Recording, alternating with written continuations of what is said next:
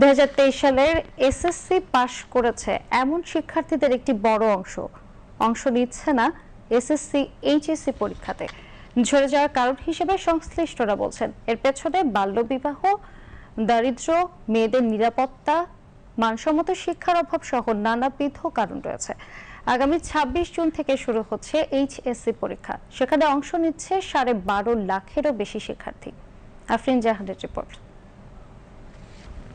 দেশের শিক্ষা ব্যবস্থায় উচ্চ মাধ্যমিক স্তরে শিক্ষার্থীদের ঝরে পড়া এখন একটি বড় জাতীয় উদ্বেগে রূপ নিয়েছে। এই বিপুল সংখ্যক শিক্ষার্থীর ঝরে পড়াকে উদ্বেগজনক মনে করছেন শিক্ষাবিদরা। শিক্ষা সংশ্লিষ্টরা মনে করছেন এই প্রবণতা দেশের মানব সম্পদ উন্নয়ন, দক্ষ জনশক্তি তৈরির লক্ষ্যে এবং উচ্চশিক্ষার প্রবাহে বড় বাধা হয়ে দাঁড়াচ্ছে। করোনা পরবর্তী যে অভিঘাত এবং এর যে প্রভাব নিম্ন মধ্যবিত্ত এবং প্রান্তিক পর্যায়ের অভিভাবকদের আয়ের উপরে একটা বড় ধরনের প্রভাব ফেলেছে। বহুমাত্রিক প্রভাবে, অর্থনৈতিক প্রভাবে অনেক শিক্ষার্থীর অভিভাবকরা তাদের যে শিক্ষার অপরচুনিটি কস্ট সেটি তারা সেই সুযোগটি নিতে পারছে না। অল্টারনেটিভ অ্যাপ্রোচে তারা তাদের সন্তানদেরকে বিভিন্ন ইনকামে, সেটা হয়তো নানান ধরনের জব অথবা শিশু শ্রমের মধ্যে পড়ে, এ ধরনের কাজে নিয়োজিত করেছেন এবং এর দ্বারা তারা ওই শিক্ষার খরচ এবং শিক্ষাটা তারা অব্যাহত রাখতে পারছে না। আন্তঃশিক্ষা বোর্ডের তথ্য অনুযায়ী 2023 সালের এসএসসি ও সমমানের পরীক্ষায় 16,41,140 জন শিক্ষার্থী উত্তীর্ণ হয়েছিল।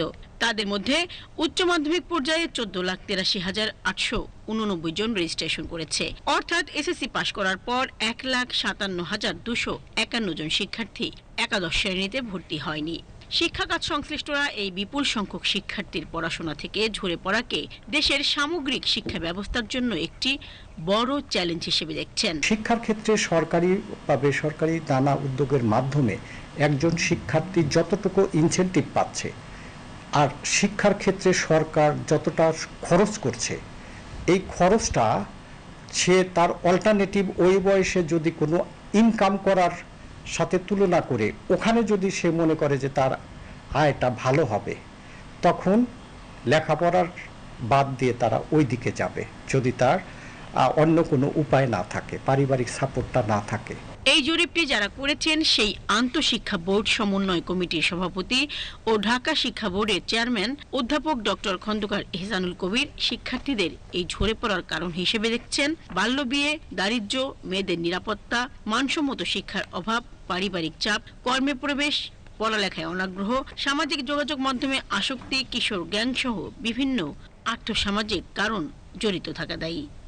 এটা আমাদের পর্যবেক্ষণ থেকে আমরা দেখতে পাচ্ছিলাম যে আমাদের বিভিন্ন তথ্যপাত্রে উঠে আসছে ব্যাপারটা যে বিভিন্ন ইয়ারে যত উপরের দিক যায় ততই ড্রপ আউটের সংখ্যা বেশি এবং এই সংখ্যাটা 9, 10, 11, 12 এখানে এসে ক্রমান্বয়ে ঊর্ধ্বমুখী।